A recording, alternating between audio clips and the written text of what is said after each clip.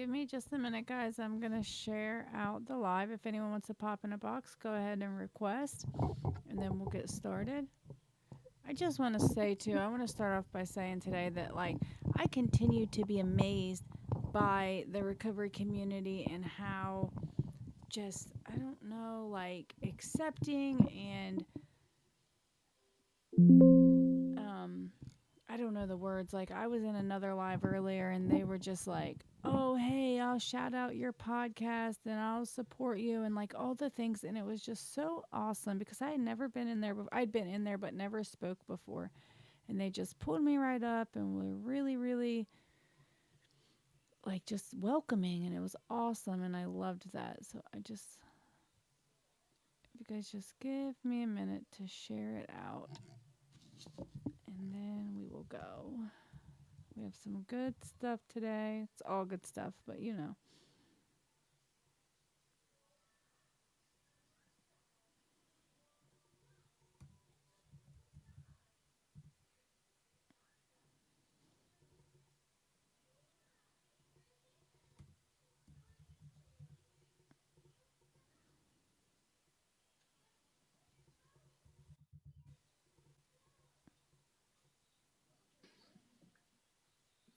I think they scroll through, these people and they see what positivity that we don't allow negativity up in here, and Mhm.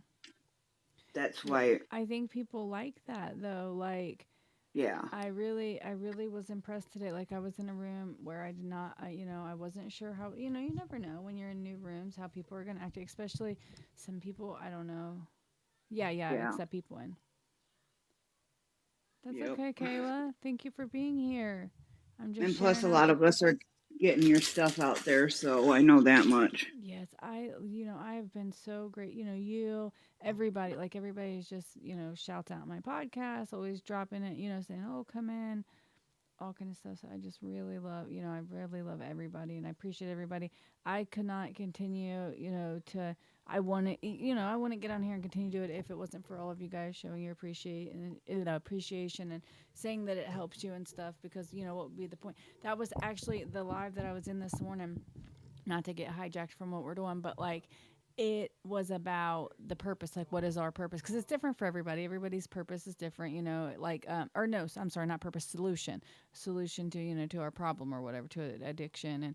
And I got on there and I said, a big part of my problem or my solution, I meant, is helping people. Man, I was so miserable and so, like just depressed and stuff until I started doing this. And then it has been like the satisfaction from every one of you guys just popping in here every day. Like Kristen, I know yesterday she was like, "Oh, I was looking for you," and just that. Like she was looking forward to the live, and it didn't get to happen, and I apologize. But like just the fact that she was looking forward to it, like that means so much. Yeah, it's freaking cold. It's cold in my house too. Yeah, like and we have the Yeah. heat on and stuff, but Hi guys. Is my phone echoing? and not to me. No. It Okay. is to me a little bit, but that's okay. I can bear with it. We're fine. Yeah, you're Uh, good. I don't know why, but whenever I'm in my car, it does this. Yeah, I have it every now and then. The whole channel echoes, but it's not too. You're good, It's sweetheart. probably You're my here. sound system. I'm working on it. I'm trying to get better stuff. It's hard No, it's my because phone. For like sure, my phone. mine But go doesn't ahead. all the I'm time. listening. No, no, yeah, I'm mine gonna doesn't mute all the so time. I can. I Okay, just I'm just gonna mute so I can listen to you. okay. Kayla, I just wanted to say, I know you said you're having a hard time and you don't want to talk today, and that's completely fine. You never ever have to talk if you don't want to. My phone number is in my bio. If you ever just need to talk, man, send me a message. We can jump on a call. We can just text, whatever you need. I'm always here for you. I know it gets tough and I don't have all the answers, but we'll just figure it out together. All right. The first passage I had up today is called The Pain. The pain that made these pages possible and it's bittersweet. No, I'm sorry. I felt the pain that made these pages possible and it's bittersweet. I made peace with the pain by giving the paper all my pain one cracked sentence at a time. God salvaged a message out of the mess. I let the Most High talk through an old dope fiend that he refused to give up on. He was leaking truth through my pen, one broken sentence at a time. I didn't know healing could bleed out like this, one word, one sentence, one paragraph at a time. He just needed me to be willing to open my wounds so he could speak through me. Somewhere between the scribbling and the silence, I found a way out of the storm. I found peace, a new way of living, a God centered living. I couldn't keep it to myself. That would be spiritual greed. I had to go back in the dark and tell another lost soul. There is a way. Oh, there is a way out. Let me show you. Sorry. Psalm 147:3. He heals the brokenhearted and binds up their wounds. Pain doesn't get the final word. God does. Healing is holy and it's happening. God, thank you for pulling me out of the pain. Help me let go and never forget it. Amen. Hi, Em.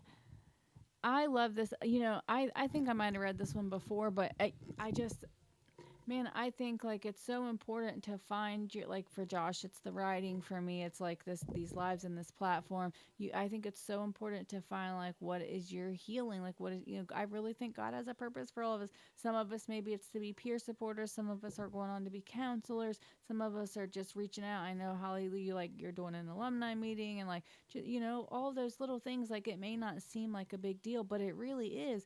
Like, we think that we don't affect people's lives, but we really do. Whether we be positive or negative, we impact all the people around us. So, like, I don't know. And I think that we can never be happier or a better version of ourselves than when we finally find our purpose and what we're looking for. So I really love that he wrote this. And for him, it's definitely his writing and like helping people. He is I've said it 100 times, like God really works through Josh. You could tell, you can feel God's presence. And so I think, and if people don't believe in God, of course you're welcome here. We don't have to have the same beliefs. But for me, like I feel that, like when you talk to Josh, when you really talk to him and stuff, like you can just feel like this energy around, like he's just really amazing. God, he has like a story where he's talking about where he was asking God, like, what do you want me to do? Where like, tell me, I'm giving it to you. I'm putting it in your hands. And literally as he was like asking God, like somebody walked up and said that, and I can't remember the story and I don't want to try to butcher it, but like,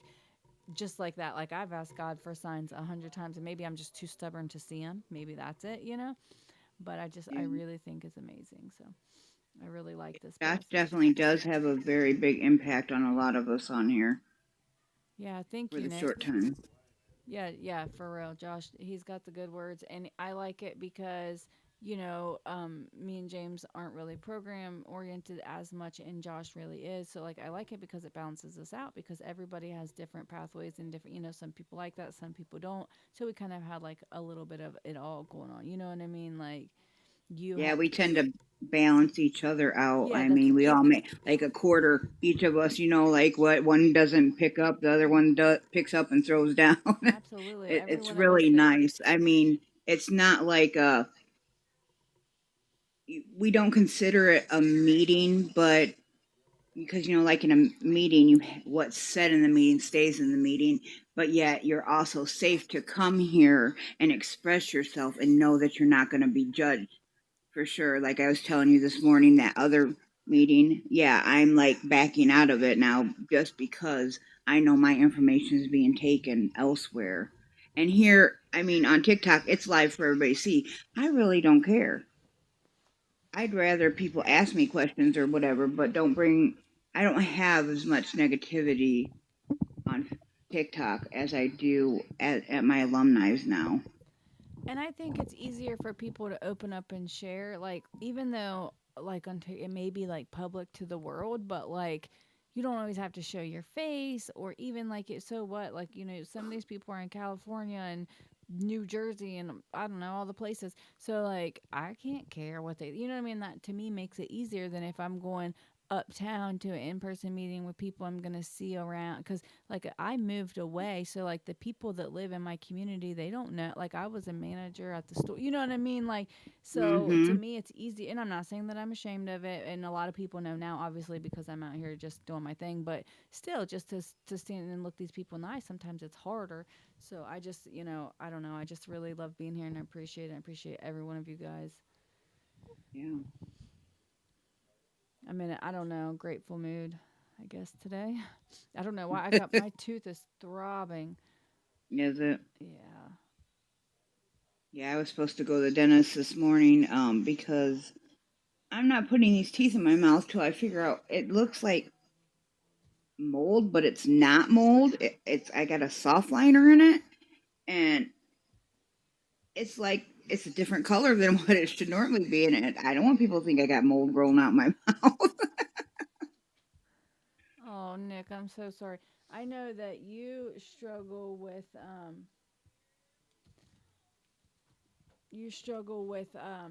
pain, like chronic pain, like Nick has, diagnosed chronic pain, and he had $400 later. Um, and so like he every day struggles with severe pain, and to mix that with addiction, I think he's incredibly strong to be, in recovery and doing his thing, because I know even if you get like pain medicine from that, when you're in that kind of pain, it doesn't help, he's still in pain. Like he's like, I'm in near tears, like, Oh, and it's awful because I mean, I could, he could very easily say, yeah, chronic pain is a joke. He could very easily say, screw this, I'm going out, if I'm just going to hurt every day anyways, why not just get, but because that would ruin his life and everything that he's worked for. And, eventually what follows, you lose your job and all this stuff. And he knows that, but I'm just saying, like, could be a very easy step there because of the yeah. pain. Yeah. I wonder how people um do that if like you have to have a crucial surgery and say that your DOC was opiates or whatever. Like, how do they get through that? Like, because I don't worry about that. I can take the pain medicine and I'm okay. Like, I wonder, because I'm curious about other people's addictions. I'm a caring person. I just wonder how how they go through it. It's just saying if they had that kind of, a surgery they desperately needed. I mean, how do they? Oh, how did you deal with your tooth getting pulled? It's killing me. And actually, this is something I don't really want to get like a lot into the pain medicine, because I think we're Okay, gonna do like a hot topic about it, because I okay, saw a lot of passion in the comments last night about it.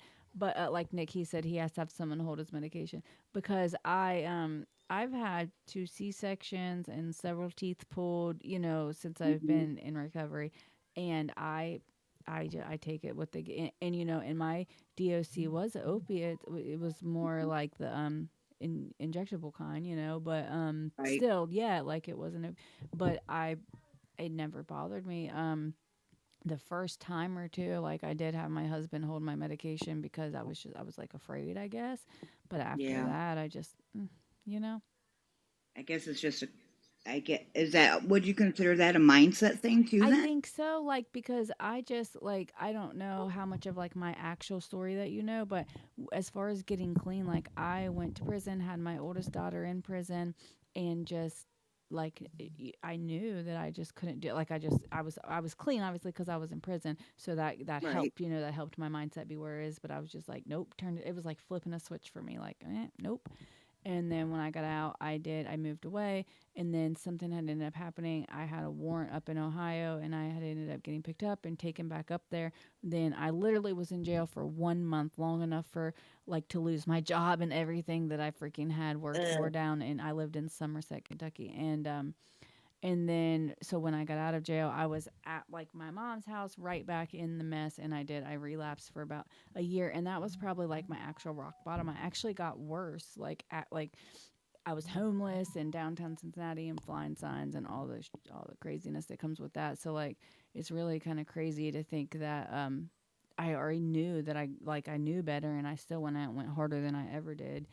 Like when I spiral hard. And that's kind of like, I guess, that's the mindset plays into like what we're talking about, because I just know better. I don't even get in that mindset. Like, I'm really bad too. Like my husband will even get on me when I am in pain. Like say like when I had my C-sections and stuff, I would wait so long to take a pain medicine. You know what I mean? Like I would be in Oh like yeah. excruciating pain, because I was like, no, because in my head I'm like, I don't need it. I don't need it. I'm clearly in pain, and I clearly do need it, but I'm afraid that if I take it, if I don't do that, if I don't like tell myself no until I can't take it no more, then I'm afraid that I will fall back in. And I guess that's just kind of like my way of coping. But like he would even get on me. He's like, man, like they gave it to you for like take it, and I'm like, eh.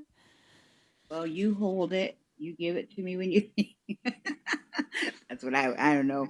Like I said, Yeah. I've never had to deal with that kind. It's just the one kind, and yeah, Yeah, Nick I said, like, just you do it, like, you wait to prove to yourself that you can wait. That's absolutely true. Like, I would like, it was like I would tell myself, like, say if it was prescribed every 4 hours, and then so in my head, I'm like, if I need it every 4 hours, then I'm like getting back addicted. I don't know. And this is just my crazy, I'm no one says that my mindset's right. But and so I would be like, yeah, I'm going to wait 6 hours or 8 hours or whatever just to prove that I don't need it on that mark. Like, and really, like, I probably um, did. That's how it's supposed to work.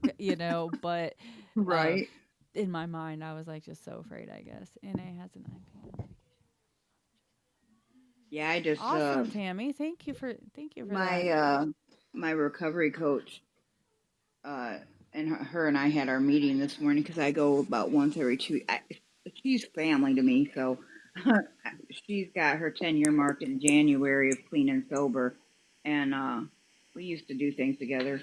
But she just informed me another one out of our circle. They had to Narcan her 4 times, I guess, last night, Mm. I hate and that. it's just sad. Like, and I asked her if she talked to the judge yet about this rehab, and he said, "Let Holly know. Yes, I know. I'm trying to get people up there. It's just hard getting them up there because they're being so stubborn, because this rehab will come down or come anywhere in Michigan, pick them up and take them there. So it's the people being stubborn. They're not ready yet." Absolutely. Thank you, Kayla. Tammy, welcome. Hello. Yeah, I deal with chronic pain in on a daily. I had a really bad accident at 7 years clean where I fell down a flight of stairs while moving a shelf and broke my back. I had a neck injury, both requiring 2 separate surgeries for my neck and my middle back where I broke it. And then the shelf that I was moving actually came down the stairs behind me and crushed my left foot. So yeah, I was in the hospital a while, and I deal with chronic pain on a daily basis. But like the pain management that I see, he doesn't believe in prescribing opiates. I do nerve root blocks for my spine, which give me temporary relief, usually 2 months at a time. So then I have to go back for more. Um, and non-narcotic muscle relaxers because when I get in pain, my muscles tense up, and the tension of the muscles causes more pain. So by taking the non-narcotic muscle relaxers, I'm able to manage with ibuprofen and then the injections, the nerve root blocks Do for you now. have fibromyalgia, Tammy, by chance? No, I have spinal stenosis, degenerative disease, disc disease, scoliosis, and osteoarthritis. I'm older too, so and then with Oh, all the honey. broken bones I've had, like I'm a klutz, guys. I've broken so many bones in my lifetime. Like I'm the person that'll say, "Watch out for that hole," so no one will step in it, and then I'll fall in the hole and break something. I Okay, have it's the just worst luck, girl. I am the same way. Like I run into doors and walls and stuff all the time. I'm like, God, man, like I can't even tell. The people probably still think I'm drunk or high all the time because I'm stumbling around. Like I just got these shoes too, and they're like kind of weird. They have this weird sole, and it's like skinnier than the shoe. I don't know. I don't like it, and it's kind of like makes me off balance, and it makes me stumbly. And I'm like, man, people probably Yeah, think I'm I'm a fall drunk. risk. I have assisted devices in my house to help me walk. I have permanent nerve damage in my lower back from my accident, and neuropathy in my left leg, and drop foot. My left foot doesn't work at all, and I have to wear a brace and stuff. And I actually just fell 2 weeks ago, and I've got oh, some pretty skinned up knees that are going to take a while for one of them to heal up. It was that bad, and the whole left foot is like just bruised. yeah. Still, I 2 weeks I have later, the whole top of my neuropathy foot is too. I bruised. just got diagnosed with that, and that ain't no joke. What's that? Neuropathy. Yeah, it sucks.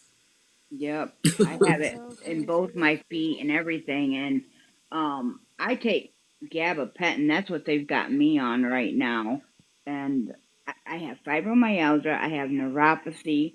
I just had a foot surgery on my left foot for the third time. I mean, I I felt, look, I trip over my freaking big toe all the time. Yeah, well, I'm working on trying to. I've been approved already for a program because I live on disability, and I don't know if people realize this. Like Medicaid and stuff does not cover a lot of stuff, and I'm trying to get into assisted living. And there's a program that they can tap on top of Medicaid that'll help me pay for that expense because assisted living is like $6,000 a month that you pay out of pocket cash. Oh yeah, But this, yeah. and I've been approved for the program. We are just, I'm on a wait list waiting for funding right now. But because of my Okay. fall and my condition worsening since I had the initial assessment, I called today to get another assessment because I did have help for a little while and I currently have no help now. And like there's no one that comes by the house to help me out or anything. So we're going to see if we can't get me bumped up on the list so I can get into assisted living sooner. It's becoming a problem. Like I can't even do simple tasks around my house right now. Trying to do a load of Sorry. laundry, and that's not happening. I'm so sorry. I wish I lived closer. I would come over and do your laundry. Right. I'm gonna reach out to some people. I want to move back. The assisted living I want to go to is back in the area where I originally got clean at, because it's a larger area. I live in a small town now. Recovery's not real big out here. Like typically 5 or 6 people at a meeting where, and there's only one meeting 6 days a week. Like on Sundays, they don't even have a meeting here. And if I go back to the coast, like there's on any given day, 10 meetings per fellowship or more. And I have a lot of people that like I still know over there, and I want to move back over there so my options are a little more open. It's like I don't do in-person meetings now. I do Zoom because like I can't night drive anymore. And it gets dark now at like 6:30.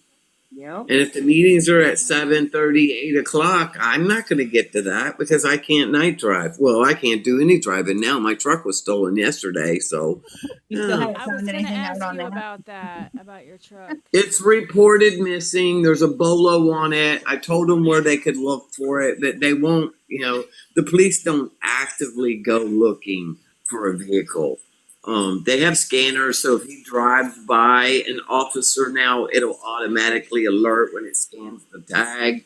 But if he's parked somewhere, they're not going to find it. And I told him exactly where to go to look for it. He's in the next county over, but I don't have a way to get over there.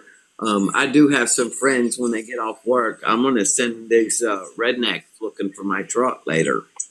Absolutely. They'll find it. Got to get Well, your what stuff about back. calling that county, the next county over, and saying, "Hey, I've reported it here in my county, but just Yeah, so I you did that. know."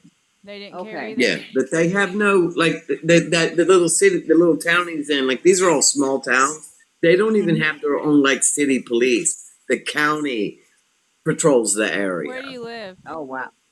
In Florida, but like I don't live like in the beach in the city, or like, people think of Florida, they think Orlando, or they Right. think the beach. I'm in the middle of Florida, in very small town area, cattle everywhere kind of area. It's crazy to think like Florida, you know what I mean? Like, cause you're right. When you think Florida, everyone thinks sands and beaches. At least maybe the like the, Or Disney. yeah, And, yeah. like. But you don't never what do you think cattle? That's funny. Yeah, I'm only 90 miles from Orlando. I like maybe 60 miles from either coast. Like I'm dead center. But yeah, there's not much out here. My grandparents lived in Sarasota, so we went down there, and I was able to go to the Gulf of Mexico. And my grandfather just passed away a couple years ago, and I haven't been back down there, but his place is still there. Yeah, the Gulf's nice. I'm on when I grew up on the other coast. Okay. I know it's so different. Like one side, if you go like to the beach on one side of the water, it's like normal water, kind of like green, water. But like if you go to the other side, it's like so blue. It's so Mhm. different. Oh, you should go to the Keys because if you go to the Keys, like there's a distinct line in the water where the two oceans meet, and it is different colors.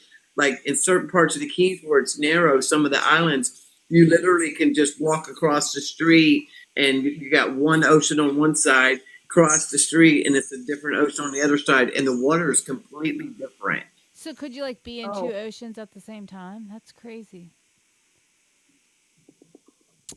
That is so I don't know. Well, yeah, because they meet under the bridges. Yeah, that's so crazy. Well, let's go, Wow. Leanna. I'm sold. Yeah, I'm sold too. Yeah, I love stuff like that. You know, Yeah, you could literally swim from one ocean to the other. that's so cool. I thought, you know, That'd be I a thought it whole was so new cool. thing to say. What'd you say?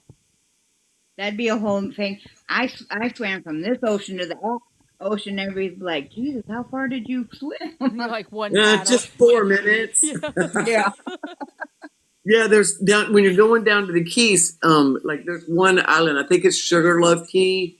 I'm not sure if that's the name of it or not. But there's used to be a KOA there, and like that's pretty much like there's a couple little stores and restaurants. But other than that, it's literally all the KOA. And like you could stay there. There was a bridge. You could jump off the bridge into one ocean, or jump off the bridge and be in the other ocean. But you could swim under the bridge and swim in from one ocean to the other. Wow. They used to have a really big NA retreat there, but after the hurricanes, the park got like destroyed, and they weren't able to have the retreat there for several years. And then, of course, the pandemic happened, so I don't even know if they still do it or not. Yeah, that's so It cool. used to be a ton of fun and a lot of sunburned people.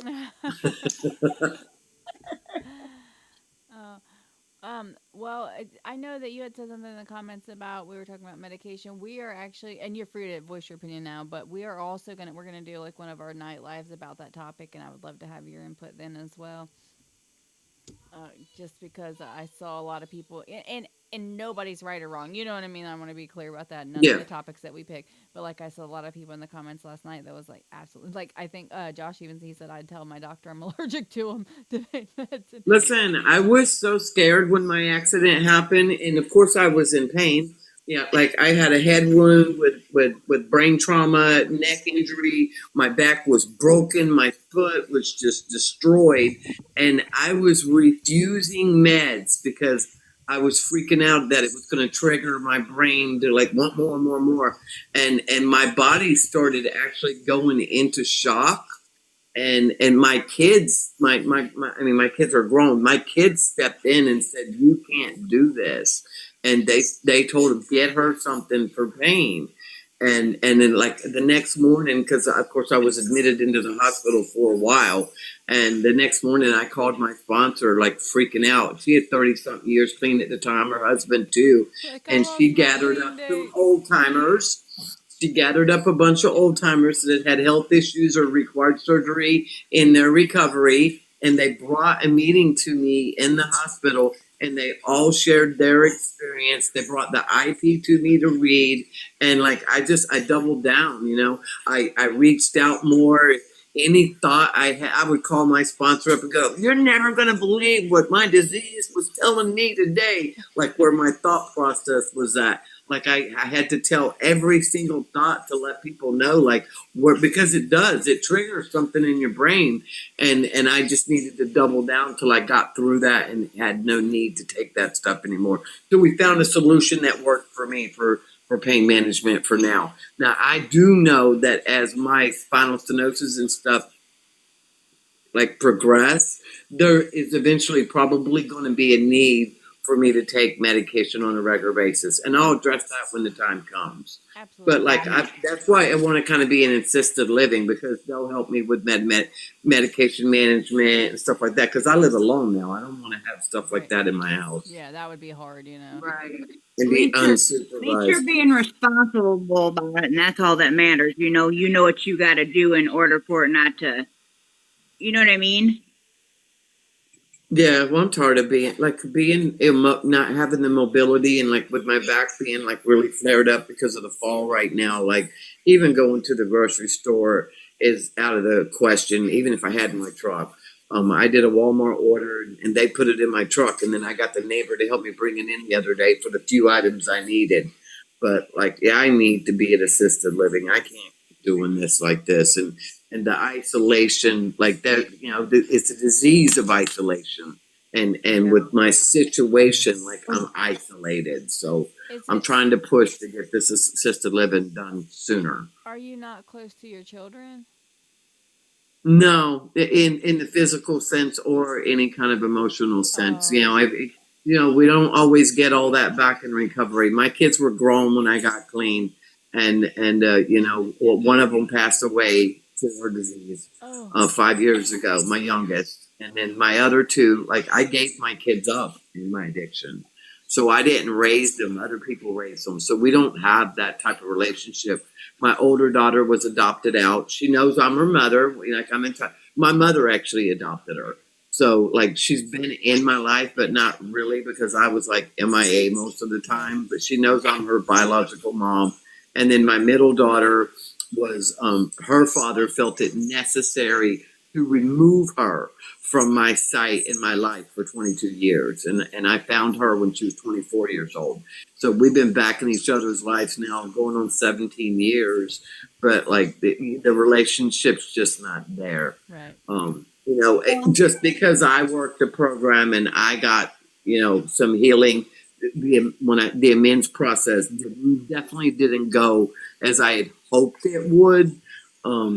But she's got her own stuff, and until she gets to a point to where she wants to seek some type of healing, there's nothing I can do for her resentments.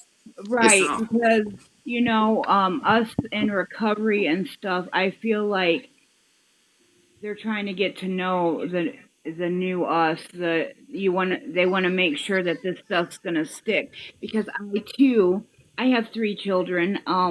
My oldest has just recently reached out. He hasn't talked to me very much since his dad done away with himself 2 years ago. I don't know how else to say it. I'm sorry. But my daughter's 20, and I have a 12-year-old that doesn't even know I'm his mom, and he's autistic. So I've learned through. I looked up my calendar, Leanna. I am 4 months and 20 days. So I have just a week left till I hit my 5 months. But Yeah, I've been doing this a few years, and I'm over 15 and a half years into recovery, and my daughter just hasn't found it in her heart. Like we'll have moments where we get along, my middle daughter and I, and Yeah. then moments where she's like, I don't want to talk to you, you don't exist anymore. And that's kind of like we just went through that for like 5 months, no contact. Now we're like kind of texting, but like Yeah. it's really superficial. There's no in-depth conversations, and if I attempt to bring anything up that's got any depth to it, she changes the subject. It makes her uncomfortable. So I can't force her to have a conversation she's not willing to have. Absolutely. Yeah, we can't do it with any of them. And like I was saying, I have my 3. My oldest does understand addiction because his father and I are addicts. His father's passed. My daughter, her dad, my ex-husband, he's still an active using addict. He's homeless. He says that's the way he prefers his life. So you know what? So be it. But leave my daughter alone. I get real defensive because she's my only baby girl. And then I have my 12-year-old that's autistic. And 11 years ago, I had to make up that choice to give the 2 youngest to my parents because I knew I was in a situation where I was going to end up dead. And I was not going to let these children see that happen to me. And so it's sad that it's taken me 26 years to get to where I am today, but I'll be damned if I'm going to go back to what I did for 26 years. So my mindset's set on healing, on my road of recovery, because it's an everyday battle for us. So I don't look at it like a disease, even though it is a disease. I look at it as my struggle. It's my story. I'm going to make out of this journey whatever is, good, bad. I have to go with it, right? So that's just, but my kids, Yeah. I don't force anything on them. My son just now, he's got drastic PTSD. I finally got him to calm down and talk to mom more better. My daughter, she loves the whole thing. So she spends as much time with me as she can. But I'm very proud of her that she will never be what I used to be. And yeah, I just try to keep it going. But she'll talk to me. She said, Mom, anytime you need to talk about your addiction, you just call me right away. I'm going to sit there and I'm going to listen to you. So Yeah, that's my good to kids are know. in their for my family has a weird stance on addiction. Like when I got clean, like and I struggled with this. Like when it was time to pick up that medallion at the meeting, I always invited them to come celebrate my clean time. But their attitude is and always has been that I'm only doing what I should have been doing all along. Why are we celebrating something that you should have always done? So If you didn't do it in the past, you did it now. And today is what matters. You know what I'm saying? Yes, it might have mattered in the past, but in order for us to get to where we are today, we had to be ready for it, right? I mean, that's the way I look at it. You have to want it so bad enough you can taste it. And yeah, but they don't understand that part of it, and Right. I can explain that to her. Them, any of them, sisters, my mom, any of them, I can't convince them that it's a disease or whatever. They just think that I was an irresponsible person who didn't think about nothing but myself and did what I wanted to do with no regard to them. Which there's some truth to that because the Right. disease was selfish and self-centered.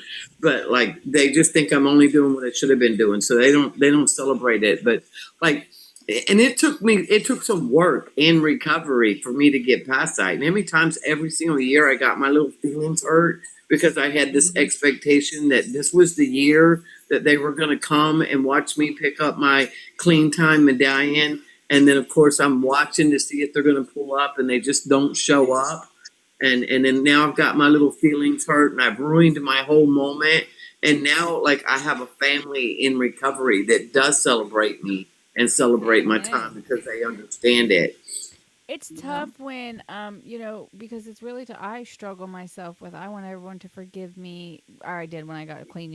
Right away. I'm like, I'm clean now, and so what if I hurt you? Like I'm clean now, and it doesn't work that way. And I really hate, that your kids aren't coming around, and maybe they will in time, but I know it's been a long time, so. But we have to live with that, and that's part of it. And I know, like, I'm not a big program person, but I know that that's part of like the men's is that we're supposed to say sorry and then like leave it to them. Like they don't have to accept it or say it's okay or give us that instant gratification. Holly Yeah. said her SUD or AUD was a band-aid for unresolved trauma. Absolutely, Josh says that all the time. Like that rugs are not the problem, something else is the problem, and you have to figure it out. Mm-hmm. But I hate that for you, and I'm really sorry that you're going through that. But Yeah, me too. we're here, and we love you, and we are so happy that Oh, you're I have clean. amazing support, and I had the best sponsor in the world. Just saying. That's awesome. I love that you can take it too and talk about it, and you're not overly upset, crying. But I mean, I know that it hurts and stuff. Oh, but I've had my moments of I'm crying sure, over yeah, I'm it. sure. But like that now it's sitting here today that you can share your experience because that's what it's all about. Is maybe you're helping somebody. You know what I mean? Maybe you're hurt. We have to look at it like that. In the big book, it talks about it says wife because it talks about it in the family afterwards. Like sometimes divorces happen, sometimes children don't forgive. Wife or no wife, job or no job, kids back in your life or kids not back in your life. Your recovery still has to come first. And because like I didn't get those open arms, welcome back into our life to destroy it again, and they continue. Like they built lives for themselves. My kids are in their 40s and they were in their 30s when I got clean. Well, one of them was still in her 20s, but the other one was in her 30s when I got clean. My kids will be 41 and 46 this year. Well, Yeah. And sometimes, Okay. like, when people are older like that, unfortunately, they like you said, they don't believe that it's a disease and you can't change their mind. I have people close to me that's like, yeah, same way. I'm like, oh, I'm clean or I've got a job or and they're like, yeah, so does everybody. I'm like, fuck. Like, Yeah, and my oldest actually, when I went to make amends to her, she stopped me. She put her hand up and she said, "I know what you're trying to do. Stop right there." So I did. wow. I left it alone. And then a week later, I got a card from her in the mail, which I still have. And basically, she said, she went through what she went through, and it's made her a stronger person. Que sera, sera, and that I owe her nothing, and that she owes me nothing. And she said, "Congrats on your clean time." And that's kind of where we've left it.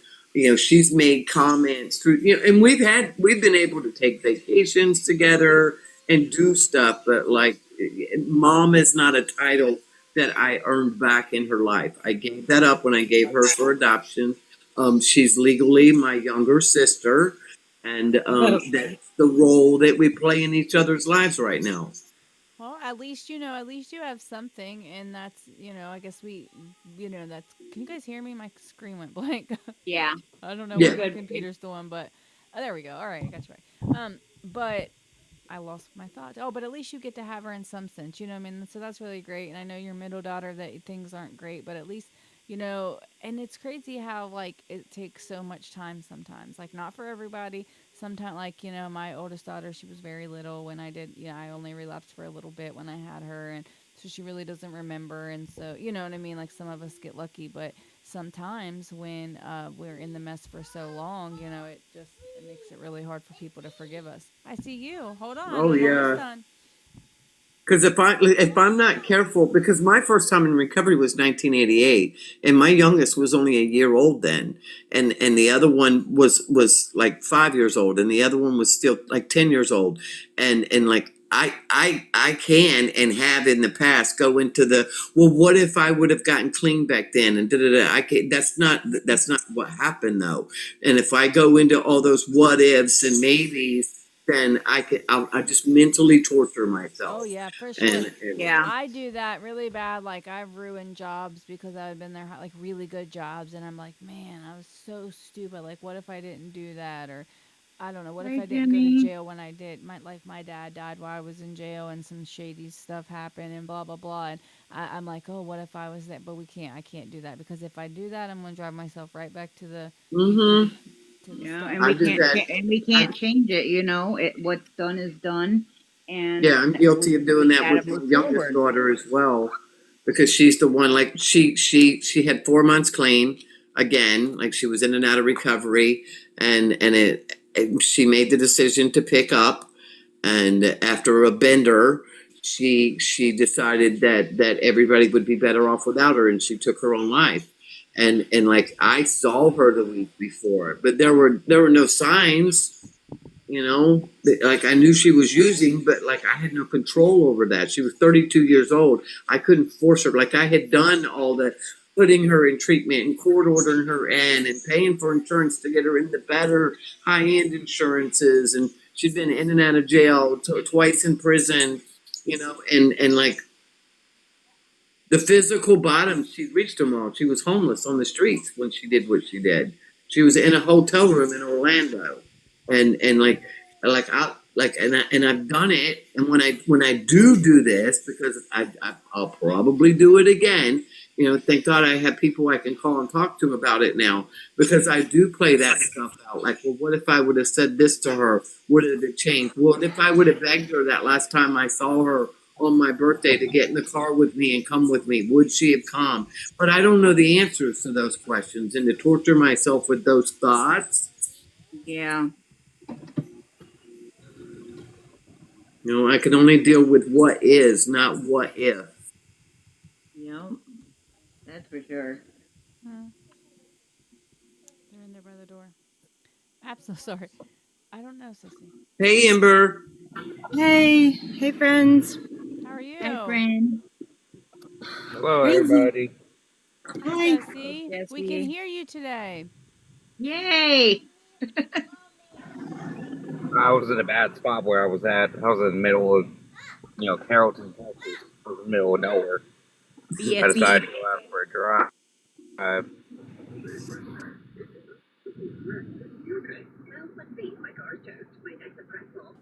Well, you kind of sound like you were struggling a little bit last night, Jesse. Are you feeling better? I'm feeling a little bit better. I've gotten most of my stuff and her stuff out of the apartment. We only got like 5 days left to move and everything like that. So I was able to get a storage unit. I got, all of her clothes at her parents' house and all of my stuff, situated. So yeah, it was a harsh, I would say last about 48 hours.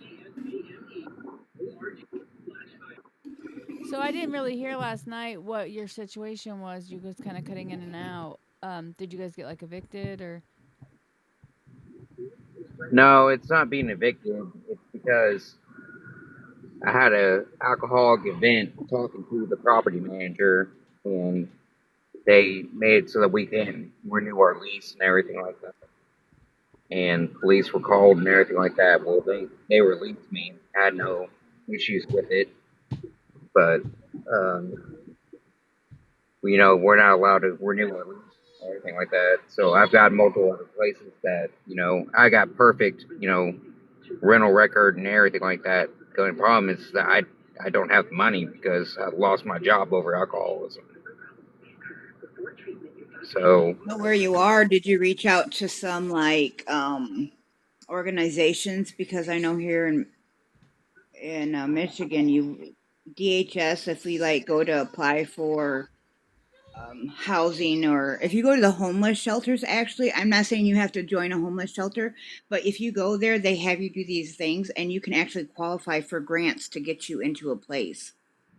well, the thing about it, though, is that there's one or two situations that are about to be happening right now. It's either I'm going to be living in the back of the car that I just bought. I've already cashed my 401k out. I spent $45,000 out of my 401k, almost $50,000 out of my 401k buying her a vehicle that's safe for my child and, something for me. I didn't spend that much on it. But,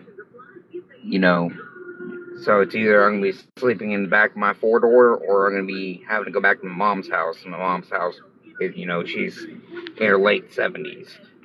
And I really don't want to have to do that. I don't want to put that pressure on her. If you go to those shelters, Jesse, though, they're not asking you for no money or nothing. It's I don't know what state you are, but here where I'm at, it's called a HARA, and it will pre-qualify you for like state grants and things like that, where they'll like if you're mentally ill, it doesn't matter if you were an addict or are an addict, things like that. But I would recommend going to those and saying, "Hey, I'm in this predicament." Explain what you want to them, and I would go from there because they'll put families and stuff in homes quicker than shit. Just to let you know, okay? That's Just a to really throw that good out there resource. for you. I went through. Go ahead.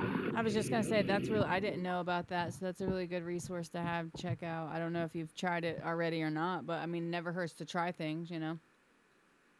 Well, it's like I found a couple places. I found my path, which is literally right down the street from where, if I go to my parents' house and everything like that, I can go to. It's basically almost like a rehab facility, and it's right across the street from my AA. So, Well, you know, that's the thing, though, is if you get qualified for the program, what you have to do as an individual, you have to go look for the place. And if you find a place, you let your worker know, and then they go and inspect it. And if it passes the inspection, they'll pay your last month's rent. And if you have utilities that you're behind on, they'll pay those as well. So you're basically having to look for your own place. They just have to go inspect them and make sure they're up to code. I'm $600 in the hole right now. It doesn't matter. I've been a mechanic for 13 and a half years. I've been with my wife for almost 14. It's been almost the same amount of time. This is, the second time that we've been separated and everything like that. But, I've been doing my due diligence, do side work, do what I need to do to make sure the lights were on. Well, I just want you to know, I'm not sure where you're at or nothing, but I just wanted to give you that suggestion to open up maybe some doors for you, sweetheart. That's all I wanted to do. Absolutely. Can I say one more thing and then you can pass it on? Sure. It's just like with the whole situation with I've had a domestic violence charge put against me. It was dismissed due to lack of evidence and everything like that.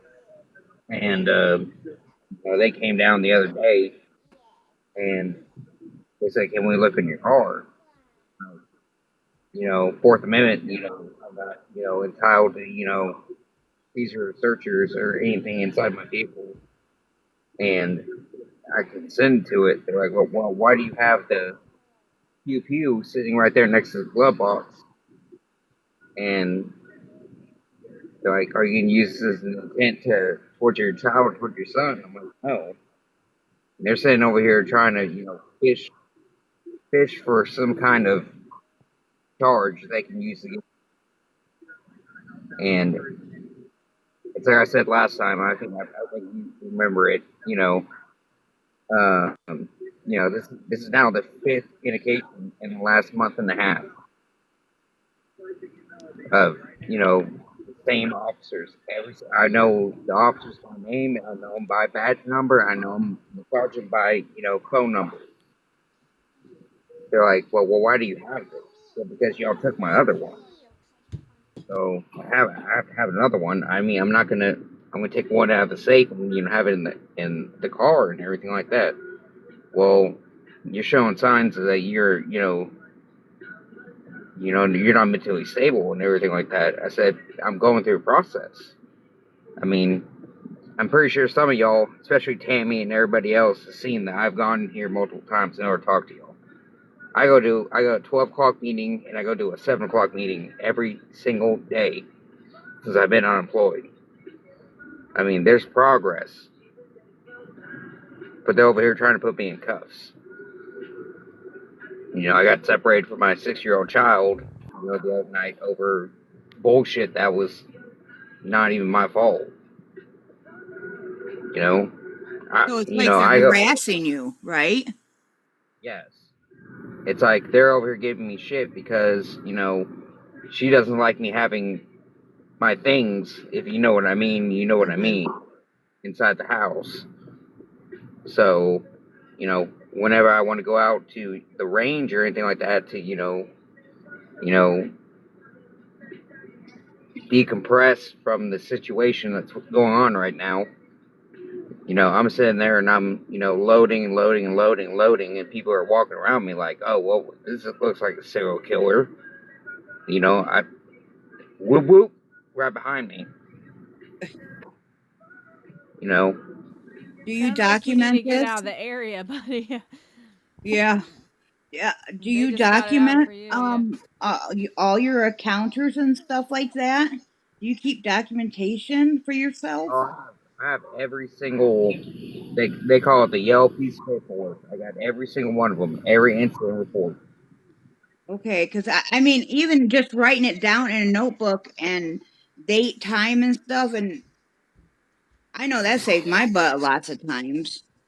I'm a big person. I like to document stuff because you ain't gonna catch me up in something I know I wasn't doing wrong. Well, it's like saying this though. So, like, if you can legally own something and everything like that, if you want to do it outside your residence, inside your personal space, with Texas, with the council law and everything like that, I can protect my my vehicle or anything going towards my vehicle, towards any property. So, me being able to sit in there and get the things I'm getting ready in order to go de-stress. I mean, I know this is like completely off topic, I know. But, I'm sitting there getting ready, hey, I'm gonna go have fun, the wife's at work right now, I'm not working right now, the kids at school, that's my way of, de-stressing. Yeah. And I know it sounds like serial killer vibes. I get that. But, I'm sitting there, doing this and this and this and this and this. Then I get pulled up behind me and, they're like, what are you doing? Why do you have 30 magazines in here? So I'm going to the range right now. Everything registered to you? Yes. Everything's legal. The car's legal. Everything else is, the pews are legal. Everything is, I'm just going to the range. I even showed them, with my appointment with the range that I was going to. They're like, well, we're going to have to detain you. We're going to have to check everything. I'm like, why? I mean, I live in Plano, Texas. Okay? Okay. The pews literally have them, written on the side, Dallas, Texas. Made in Dallas, Texas. So, I got fucking detained over this shit and, had my car tossed apart. I just now got it all put back together. I mean, when I mean tossed, I mean tossed over something that shouldn't even be a legal issue. You know, I even Just handed. ridiculous. Yeah, it was complete and utter bullshit. You know, I got sit on the side of my curb, seeing all my neighbors. You know, I'm very close with my apartment complex with my neighbors, and see all of them coming down. You know, to go pick up their kids and to, you know, go out to, you know, their second shift or anything like that. For me to be sitting there in handcuffs, yeah, it was complete and utter BS. Wow. Yeah, I'd definitely be going to somebody above and beyond them. I might have to look into that and see what I Yeah. can find out. Holly, thank you for joining the screen. How are you today, girl? Good afternoon. This was a complete accident. I was sitting here hitting the like button and the request thing popped up and I was hitting the like button, I thought, and I accidentally hit the request. And That's okay. I didn't want to just drop down and be rude, so I thought I'd hang out a little bit. Hello, this is my first time up here. Thank you for being here. Did you have anything you want to say, or you just kind of want to hang out? I'd just like to hang out and listen if that's okay. Absolutely, absolutely. We're glad to have you. VK, welcome back. How are you? I'm doing all right. What are we talking about? Well, we were reading. I usually at 3 o'clock read passages from this book, and then we just kind of discuss them. But Jesse was having a problem, and we just kind of went off with that. So we only got a few minutes left. If you just have anything on your mind, you can share or just say hello or whatever. I'll probably read this passage real quick before we go. If you just want to wait till after we read that, and then. Yeah, no, I'm just I got another day clean. Absolutely. All right. Congratulations. It's cold out here. Currently waiting for a train. But yeah, no, I'm going through a lot, like mentally or emotionally. But I'm glad I joined y'all, or I'm glad I got people that send me invites or share the lives out. It's like I forget sometimes to join, or like I just don't see it. But I like the group or the people I meet, like especially on here. But yeah, so I mean, I'm grateful that I'm alive still. I'm grateful that I'm building a good network. So but yeah, that's it. Thank you. Absolutely. They say the opposite of addiction is connection. And I had never heard that until lately, but I believe that wholeheartedly. Like, I have never felt better or stronger in my recovery than I have since I started doing these lives and just meeting people and talking to people. And like, there's always someone, like, if I get on my phone and I send out a couple text messages, like, someone texts me back, at some point. So, like, it's so amazing. Appreciate you being here. You're welcome every time, anytime. I'm going to read this passage, and then if anyone has anything to say about it, we'll talk about it real quick, and then we've been on for an hour. So first things first.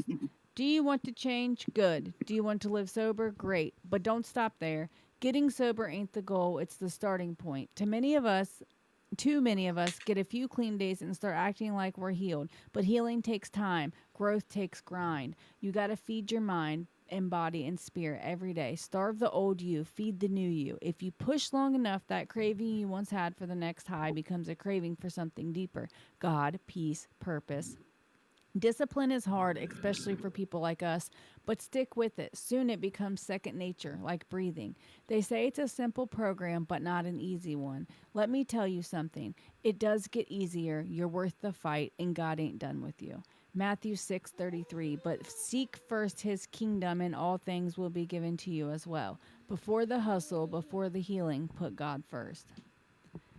So I love that because Josh writes a lot of stuff about this, about how, God works through broken people. And and he's right. Like if you push long enough, I've been sober since 2017 and I really don't have cravings and triggers that much anymore. I'm not saying never. Sometimes things happen and spark that little it's more thoughts to me. Like, it's not even like I want to do it. Like, just every once in a while, like a thought will pop in my head, like, God, I'm having such a bad day. And then I'm just like, laugh at it more or less. So I really love this. I love the way he says it's a simple program, but not an easy one, because that's so true. Like, the words are simple. It's easy to say, but it's not easy always to do. So that makes a lot of sense to me.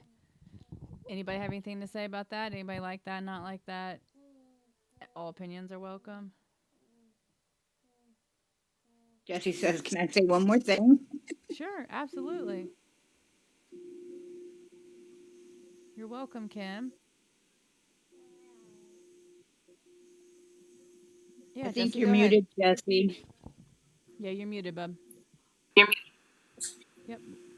Like a few of the things that we talked about, and I've talked about it in, I mean, I'm pretty sure in this live and everything like that, and with live with a bunch of people, you know, Alcoholics Anonymous and with my and everything like that, I've gotten to the point where I've been a speaker and been able to talk to newcomers and everything like that. And I'm pretty sure I reiterate this in this room the other day, but I'm going to reiterate it right now. You have to understand the difference between I can't and I want. Yep. Because you can say that I can't drink today because, I can't use today because of the circumstances you're in. But you have to understand that you have to get the mentality that I won't do this today. I won't do it. I mean, some of that, like you just said, that we never said you were going through what today's topic was and everything like that.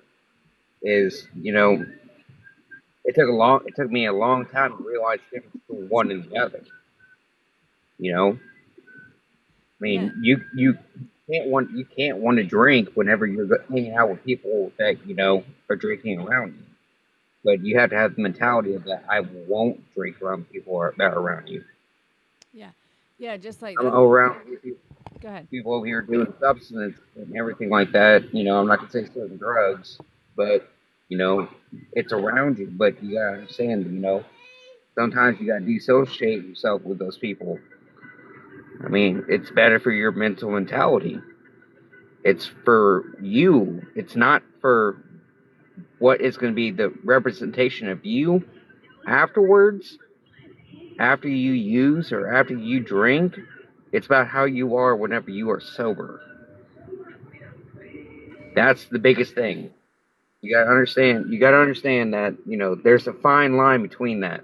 Because it doesn't take much, for other people to realize that you're on something or you've been drinking or anything like that. It doesn't take much. But you have to understand that there's a fine line between where your sobriety is going to be as opposed to where your mentality is going to be. Sometimes you want to cross that road and everything like that. You want to dip into old habits and everything like that. I can't say that I'm not, the perfect person. I'm not a saint. I've relapsed. I've dipped down into my old habits and everything like that. But you have to look at the future. You gotta look at your future for yourself. You gotta be able to wake up in the morning and look at yourself in the mirror when you're brushing your teeth and say, "Hey, this is me.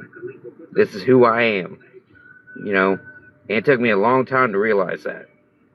It took me, me losing my apartment right now, me about to lose my wife and lose my 6-year-old child, for me to be able to sit down and be able to realize that, hey, there's got to be a fucking change. That's the biggest thing. I know it's off topic right now, but that's what I have to say about it. No, absolutely never off topic here. We usually have something that we start on, but we usually it happens every day. We talk about whatever's on our mind. It's hard not to, when we're sitting here with a bunch of people. Sometimes for some people, this is the only space they have, and so it's easy, no big deal. Always feel free to share whatever's on your mind here. Holly, this reading is from The Flip Side, Different Sides of the Same Coin by the Dopeless Fiend. It should be right under my picture. It should say it. It might be cut off by the page. Oh yeah. Okay, now I see it. With meetings and everything like that, the hardest Yeah, step now is I see it too. Thank you. getting past 3 and 4. Sorry guys, I'm changing diapers. Give me 1 second.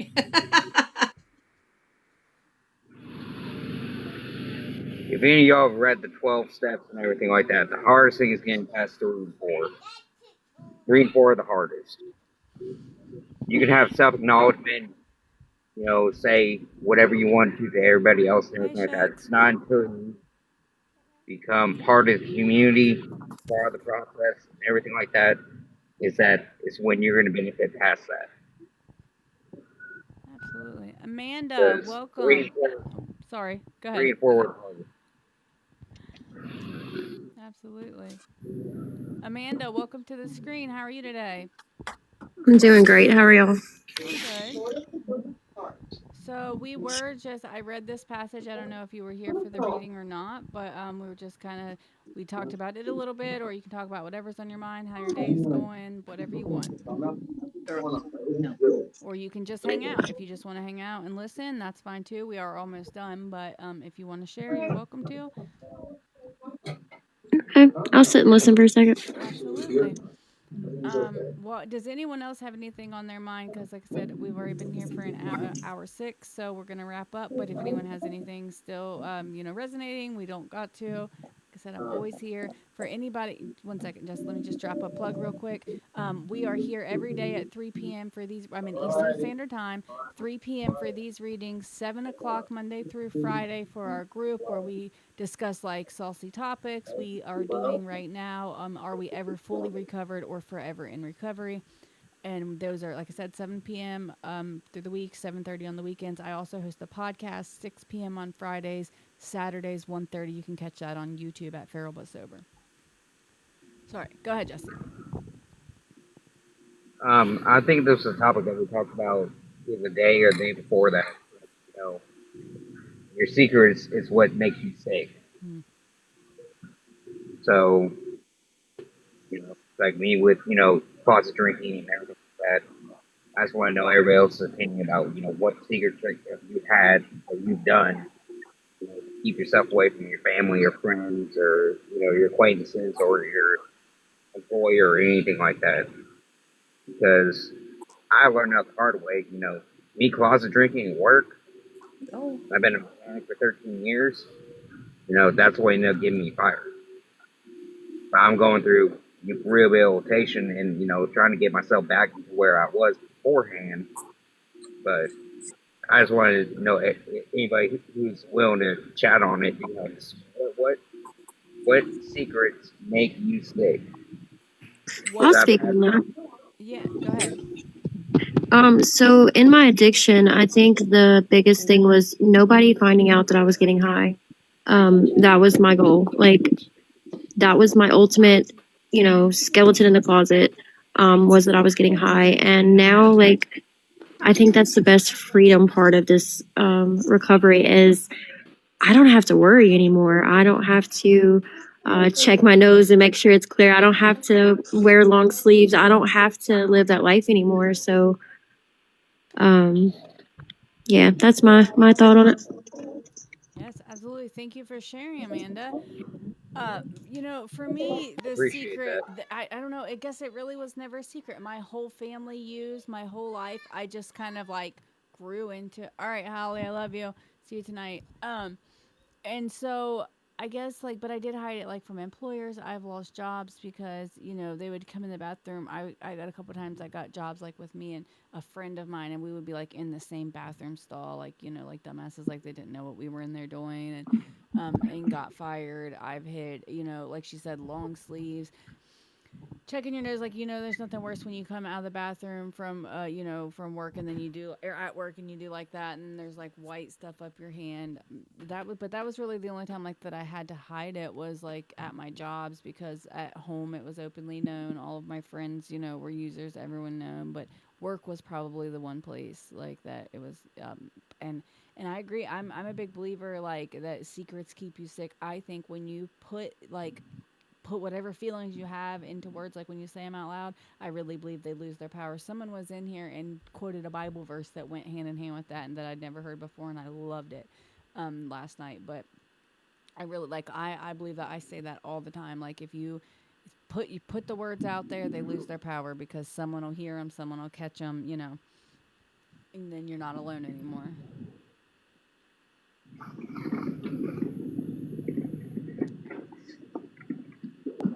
I almost have like a jealousy for people that could openly use. I still do. I still feel like I have like a little resentment because I had to hide it. My parents didn't know.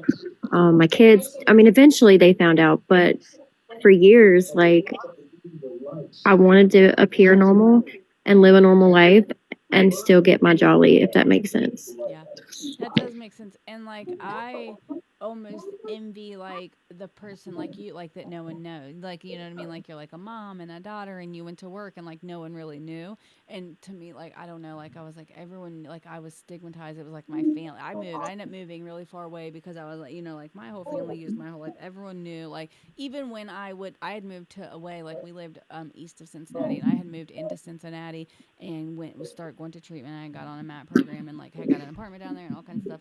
And then anytime I would go home, like the cops, they would like follow me and pull me over and like all kind of stuff because it was a tiny little town, and they were still like harassing me. I had my daughter. I was clean at the time, really clean, and I had my daughter. They pulled my daughter out, made me take her diaper off on the side of the road, all kind of craziness because they thought like that I was, you know, they just couldn't believe that I was clean so bad that they like freaking So I wish Right. like that no one knew. I wish no one suspected me. I mean, not now. I mean, but then, you know, I must envy that. Like, no one ever suspected me. I guess like everyone just knew. See, it was the Can I- opposite for me. It was like almost embarrassment. Like everybody thought that Amanda was just this upstanding citizen, and then now everybody found out I was a fucking phony. So like having to, I left Louisiana and moved to South Carolina because, I wanted to have a new life. I wanted a new start, 100%. I get that. Holly, were you gonna say something? Can I? Yeah, I'm just sitting here kind of reminiscing about those times. And one thing that keeps coming up for me is how exhausting it was to stay ahead of all of that.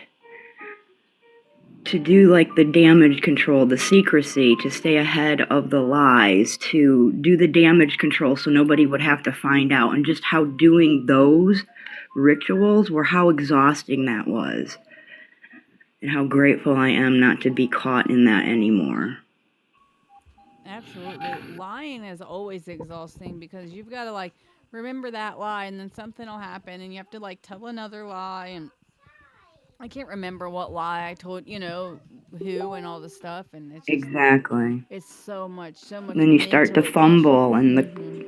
and then the cracks are starting to show, and then things start to pile up, and it becomes too much. And I don't miss any of that.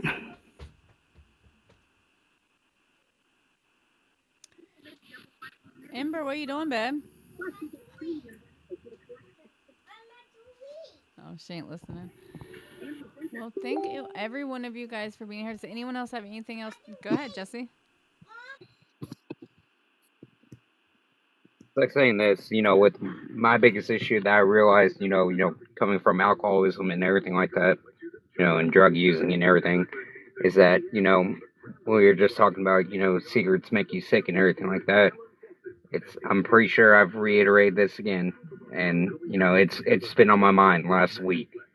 Is that, you know, me going to the store to get chips for the kid, or ice cream, or a soda, or something like that. That was never the point of it. I was just going as an excuse in order to go get me another drink, go get me another, you know, another pill, go get me another whatever, you know. You know, you go to the store for 30 minutes in order to get a thing of chips. You know, it kind of raises concern. You know what I mean? How long have you been sober? I'm really on the point of relapsing with everything that's going on with my household right now. Hey, I understand, So- man. If you start having them thoughts real bad, please reach out to one of us. We don't want you to go back out. We want you here. You know, your kid needs you. Your wife needs you. There's a couple people in here that I've talked to and everything like that, and I've reiterated things. So, Right. Jesse, I have a couple relapses under my belt, and I just wanted to make one little comment that there's not a single relapse under me that I have not regretted 110%. those thoughts do creep in, and I know they do because that's familiar for you. I know that I used to think that I can get high and everything goes away, even if it's there when I get off that high. It fucking goes away for that short period. But that's the only advice because I'm only 36 days back, but yeah, I've never had a relapse that was Don't say enjoyable only, girl. You're 36 days in. yeah, Woo, yeah. yeah. I get on to people for saying that too. Yeah, you Um, got this. In Berlin, Nice. how many days you got in? Hey, friends. Hi, are we leaving? Are we done? No? Hey, I just got here. Oh, hi, Sleepy. I didn't even see you. Hello. How are you? Hi, I just got here. Good, good. Just listening. Just got here, wondering what's going on. We were just closing up. Jesse just was asking a few questions, and we were just kind of chit-chatting at the end. But you're welcome to stay Oh, and nice. chit-chat, put in your input. He's actually struggling really bad right now. He says he's on the brink of a relapse, so we were just kind of giving him a little bit of advice. Nice, nice. So I was dirty for about 13 years of, that white stuff. I'm going on 16 years of being sober. So one thing I put in my mind every time I'm going on 16 years, and I can tell you that I crave it sometimes. But one thing I know is just do I really want to feel like that later on? Do I really want to go through that later on? Do I really want to put my family again through it later on? I just try to remind myself of all those downfalls, man, and it makes my decision even easier to not give in. But you got it, bro. You got the power in you. Well, I know I got the power in me and everything like that, but I'm on 21 pills a day right now, just counteracting, the alcoholism. So, I mean, Jesse, I have a question. So, how you're feeling right now? Can you think of a better time drinking that you felt better than you did right now? And your life was better? to be honest with you, for my wife or my life? Your life, your relationships, just your life in a whole. We've been married for 6 years. We've been together for almost 13. So the last 3 years, almost 4 years, it's been alcohol. So I really, until recently, yes, I may relapse and everything like that, but the weeks and maybe a month or so that I go through whenever I'm sober, it's like what I told you, that's who I married. I mean, that's who your father should be. And I've come to realize, I don't want that shit anymore. We're getting separated. We're gonna be, apart. I want to regain that back. I don't want to go through fucking separation. That's my Okay, biggest thing. so funny story. I got with my husband when I was 17 years old, and we got married. We were together for 17 years, and I got a divorce. And that is where my addiction went freaking crazy. But we were divorced for 6 years. This July, we just decided to rekindle our relationship. Congrats. Oh, I was like, what is that? The only reason I'm telling you that is because it was the most miserable 6 years of my life, dude. Like, I would have never imagined we would be back together. Definitely wouldn't imagine we'd be back together, not fighting and happy. That man tells me every day how proud he is of me, and that's the one person that I wanted to make happy. And just know that the only way that I made it happen, or we made it happen, was when we separated. We both grew. We learned from our mistakes, and we, learned to be better people and love each other more. Dude, it's work. It is work. Like, there's sometimes I'll be laying in bed and I'll be thinking about things that happened in our marriage before, and I want to choke his ass. But it's work. But dude, I got my 14-year-old daughter back and her daddy. Like, Woo! you know what I'm saying? Like, Yes, girl. gifts of recovery, dude. Winning, yes. It is. And most importantly, you got your life back. Yes. That part. Yes. Yes, girl. I have, I'm married and I have 3 kids and we own our home. Like, recovery is beautiful, man. You have to, like, maybe list your grateful. I know, like, maybe you're struggling right now and your life is like, you don't have, but you have little things like, you woke up today, you have your son and your wife and all the things. Like, just try to, like they said, try to remember the pain and how bad it was when you were out there, and then the things that you have now and how grateful you are and how good it can be, man. You don't want to do that. You don't want to go back out. And if you do, I don't know, but you just be careful because everybody doesn't come back. Everyone doesn't always come back, And we don't want that for you. We want you here. Your kid wants you there. Your wife wants you there. You never know what could happen. Can I say one more thing? Absolutely. It got to one point where sponsors and, neighbors and everything like that, they were checking on me daily, like daily knocking on my door, make sure that I was still here. It took so much as that them to end a Zoom meeting in the middle of the meeting because I was supposed to be speaking for them to send somebody over to check up on me. They were like, still here. He's the speaker for the day. So, I mean, I've gone from, Mount Everest to the Mariana Trench, and, it fluctuates on the day. The thing is, you got to find a happy medium between where you're at and with your mindset and where you are in your life set.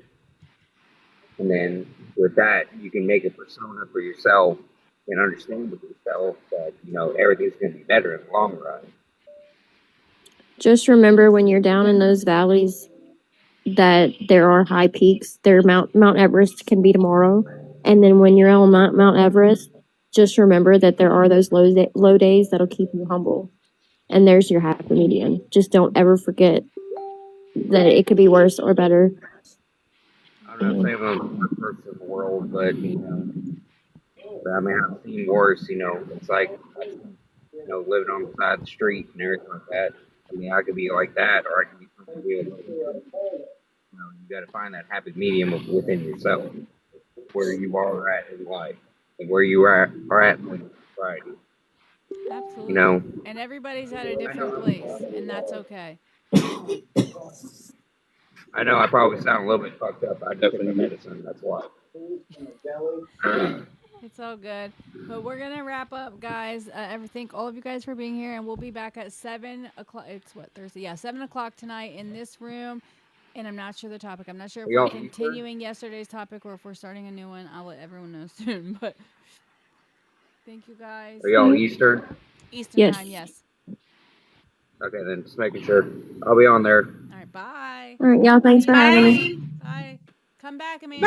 Bye. Stay strong, Come guys. back, Sleepy. Bye. I will.